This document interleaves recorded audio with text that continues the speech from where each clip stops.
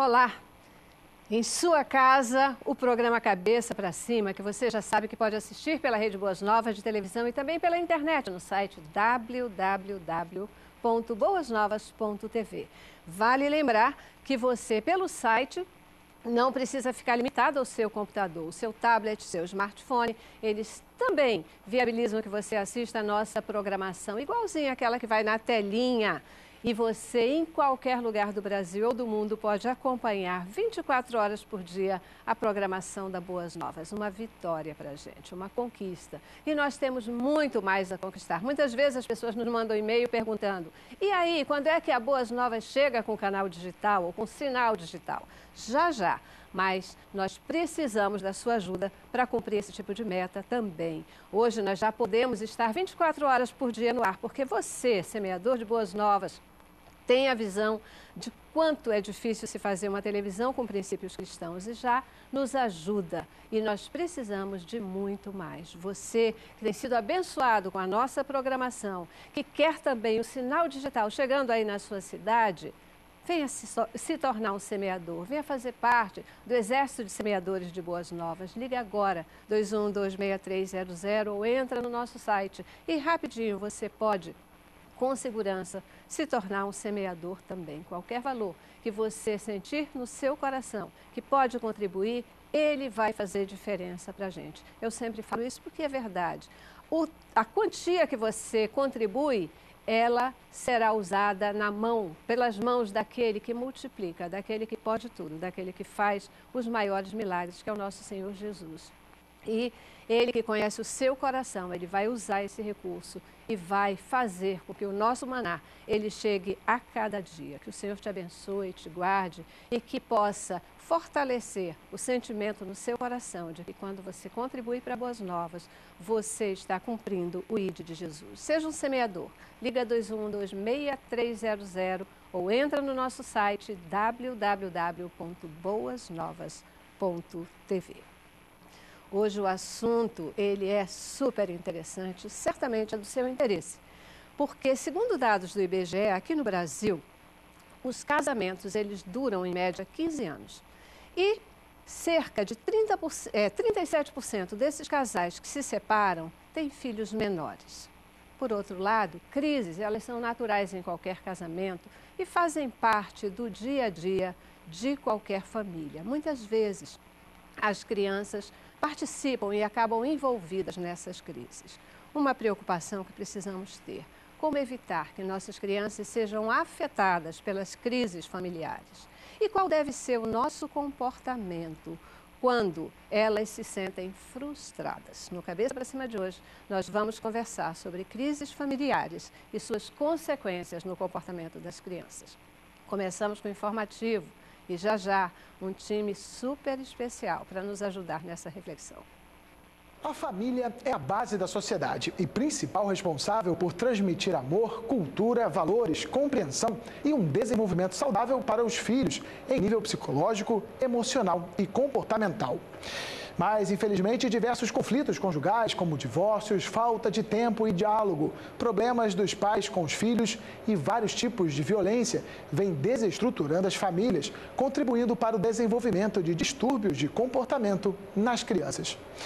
Como resposta à frustração da falta de segurança afetiva e emocional que deveria ser transmitida pelos pais, os filhos respondem com agressividade ao contínuo sentimento de perda, à falta de amor e à compreensão, se estendendo para a vida adulta, afetando o seu convívio social. Pois é, aí estão os dados do nosso informativo. Esse é um assunto importante e ele faz sentido para todos nós, mesmo para você que não é casado.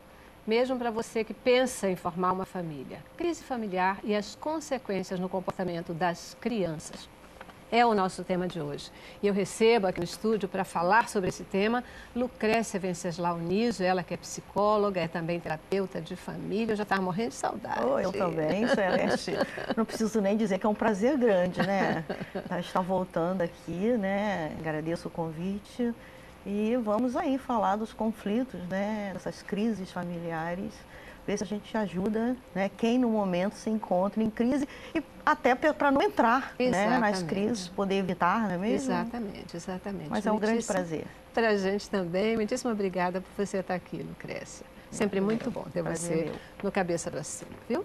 Também conosco a Denise Guimarães, ela que é psicóloga, consultora em gestão ministerial infantil e professora de ensino religioso também, voltando aqui ao Cabeça para Cima com a gente. Obrigadíssima. Eu agradeço muito o seu convite e é um tema realmente muito relevante, porque a gente que trabalha na área da educação, a gente vê essas consequências dentro de sala de aula. Né?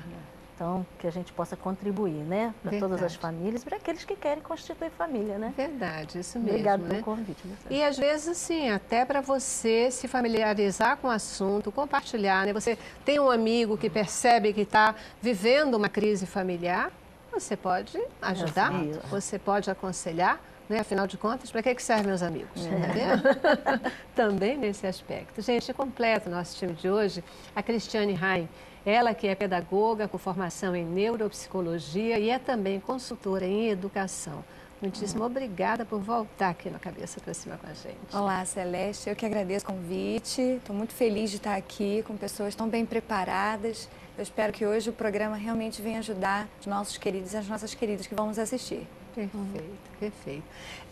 Eu fiz uma afirmativa ali na introdução do programa, que é a questão de que crise familiar é normal e faz parte do dia a dia de qualquer família, né? Essa afirmativa é uma afirmativa verdadeira? Sim. Qualquer relacionamento tem crise, né? Marido e mulher, mãe e filhos. E crise familiar existe desde os tempos primórdios, né? Desde Caim, Abel, Adão e Eva. Então, ela é verdadeira. Agora, o que a gente tem que saber é conduzir essa crise, né? Buscar solucionar da melhor forma possível. E, principalmente, sem afetar a vida das crianças, dos filhos, né?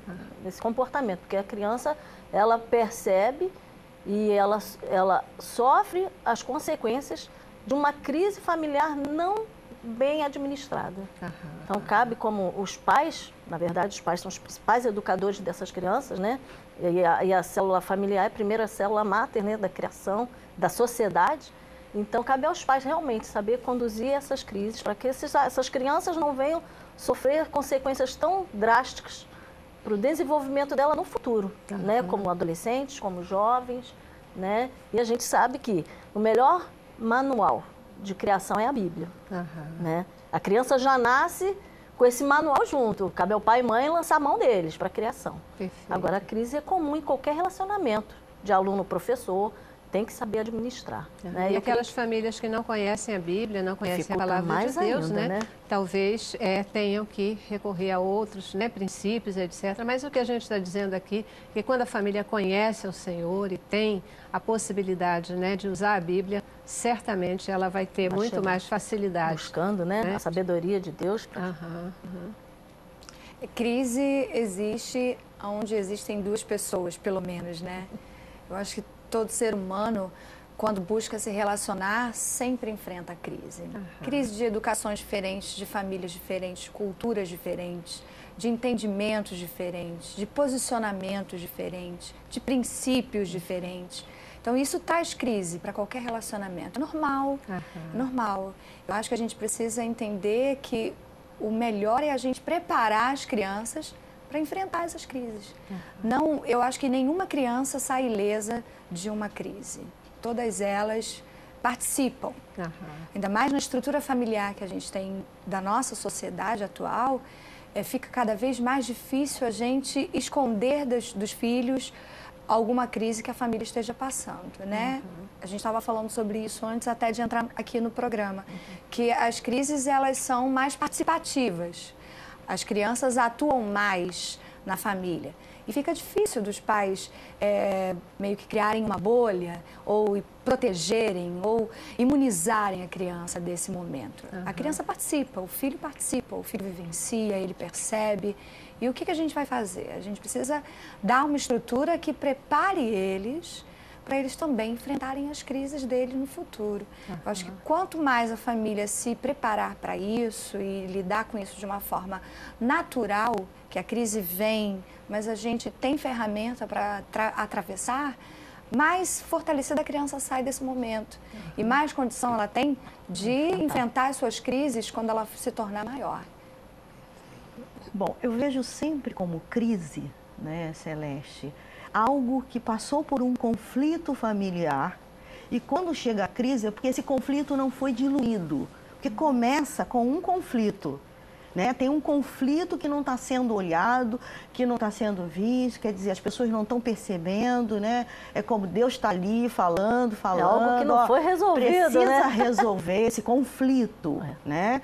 Daí não é resolvido, vai virando uma crise. É algo bem maior. Eu acredito até que todas as famílias tenham conflitos, mas não necessariamente todas as famílias têm que ter crise. Tem famílias que conseguem ter os seus conflitos, resolver, elaborar mais, né, buscar ajuda logo, para não chegar em estado de crise.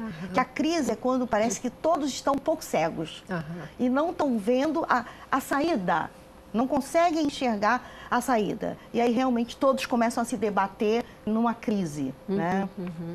E nós temos aí, né, as crises financeiras, quebras financeiras de família, que também são coisas que prejudicam muito as crianças, né? São casos que realmente é interessante porque no consultório você vê assim que às vezes a separação causa, lógico, né, dificuldades, causa coisas boas e coisas ruins aos filhos. Mas é interessante, as crises financeiras são algo mais forte, desgastam mais, marcam muito mais as crianças e os adolescentes. É impressionante, são as perdas, né? Como as perdas financeiras, porque assim, o que era uma família de um jeito, né, aquela estrutura, de repente se desestrutura todo, porque não sabem lidar, né? Exatamente.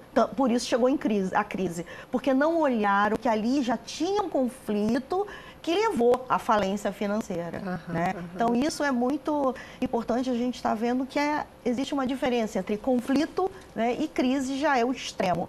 A família já está totalmente cega diante do problema. Essa pergunta ela é muito importante, porque muitas vezes a gente vê no relacionamento do casal uma questão de que não se discute, não se toca no assunto para não entrar em crise, para não ter um conflito. E você vai jogando para baixo do tapete, jogando para baixo do tapete, não conversa sobre coisas simples, né? Não dilui essas coisas simples, né? E daqui a pouco isso vai aumentando, aí o copo transborda e a coisa já foi. Como que a gente pode identificar no seio familiar que já existe uma crise? Quando é que o conflito, né? Quando é que a coisa já se agravou e já pode ser chamada de crise? Quando ela faz um sintoma, quando a família faz um sintoma. Uma criança fica doente, uma criança doente já é um início de crise, geralmente não com uma gripe, não com uma doença mas quando tem uma doença, quando a criança começa a ter comportamentos na escola inadequados, quando começa a cair o rendimento escolar, quando essas crianças começam a apresentar sintomas, isso já é sinal de que essa família tem uma crise. E ela está velada, ela está embaixo do tapete e ninguém está olhando, ou não estão conseguindo encontrar a saída, e a família faz um sintoma. Eu creio, é o que você falou, a criança, e ela sempre apresenta, né? As crianças sempre apresentam esses sintomas. Sim, porque elas refletem logo, né? Exatamente. Elas diante da refletem, crise, exatamente. Diante da crise, o nível de ansiedade da família já está alto. Se é crise, significa que a família está com um nível de ansiedade muito alta. E se o pai precisa trabalhar, a mãe precisa fazer... Então, para onde vai essa ansiedade? Para a criança. Alta ansiedade, baixa imunidade da criança e ela fica suscetível à doença. Não só a criança adoece, os adultos também podem adoecer, dependendo do movimento sistêmico da família, né? Mas geralmente, quando se tem crianças na família, vai recair sobre as crianças. Elas sempre transparecem mais, né? Eu acho que os adultos têm essa dificuldade de mostrar que alguma coisa vai mal. Vamos tentar manter as aparências, depois a gente resolve isso, depois a gente conversa, mas a criança não. Geralmente a criança dá um sinal mais claro de que alguma coisa não vai bem. Criança quando está muito apática, quando ela não tem aquela vivacidade, Tá irritada, quando ela né? está muito dispersa. São sinais que ela vai mostrando que alguma coisa na sua estrutura familiar não está indo muito bem. Tudo que foge, né, Cristiane, é a normalidade da criança, né? Fugiu da normalidade, tem um sintoma, já tem que prestar atenção, porque o sistema já está denunciando. A criança, se a família olhar para a criança e ver, está recorrente, doente, está gripada o tempo todo, essas questões de crises alérgicas, isso daí é crise na família. É um conflito que está muito grande, que a gente chama, né, de crise. Por que chega na crise? Porque a família não está tendo maturidade para lidar com aquela situação. Entende? Por exemplo, os cônjuges muito inseguros, um com medo de perder o outro. Então, eles não conseguem falar um para o outro as suas dificuldades para com o outro, né? Então, o marido está com... O cônjuge, né, o marido está com problema com a esposa. Ela saiu e realmente ela agiu de forma errada. Saiu com os amigos e ele não gosta disso. Mas ele não fala para ela porque ele tem medo de perdê-la. Só que dali ele faz um outro movimento que é para que ele fica chateado, com raiva, com sentimentos, né? E ele vai fazer outro movimento. Ele não vai falar reações, verbalmente, né? mas Vai vai falar comportamento. de Vai alguma outra Ele forma. começa a falar que o dinheiro tá gastando muito, que não sei o quê. Aí ela começa a achar que ele tá... Bom, e daí, Gia, é uma bola de neve que vai embora e aí vira essa crise na família. No consultório a gente fica impressionado, né? Nós terapeutas, como as coisas às vezes começam com coisas Simples, tão né? Pequenas. simples, tão pequenas. Às vezes era mais fácil ter falado, olha, não gosto que você saia com fulano, com cicrano, mais do fácil. que deixar isso Chegar, lá olha, guardado você não e falou tudo. direito comigo, né? Porque a mulher é mais sensível, né? Aí o homem é mais austero, né? Tem um jeito de falar, né? Você falou mais, eu acho que tem que falar, né? Meu marido fala alto, mas já é dele, né? Mas ele é extremamente carinhoso. E eu sou extremamente carinhosa. Então eu falava, você tá brigando comigo? Então eu acho que é por aí. Então, né? Cultivar até a forma de falar. Um com o outro, o filho observa. Perfeito. Né? Gente, eu já preciso fazer o nosso primeiro intervalo, vou dar uma paradinha. E eu queria, no próximo bloco, que você refletir sobre o seguinte. Muita gente diz assim, olha, se é para ficar discutindo, é melhor separar. Mais fácil, vamos lá. Nada de crise, é melhor a gente separar. Essa era uma questão. E também queria entender o seguinte, em que momento que as crianças devem ser envolvidas e de que forma, né? Já quando tem um desacerto na família ou só quando isso chega no que a gente está chamando de crise. Logo no início do problema, elas já devem ser envolvidas ou não, eles devem ficar preservados, mas quando isso vira realmente uma crise, agora tem que trazer essa criança para o seio da discussão ou do problema, tá bom? Intervalo, vamos lá.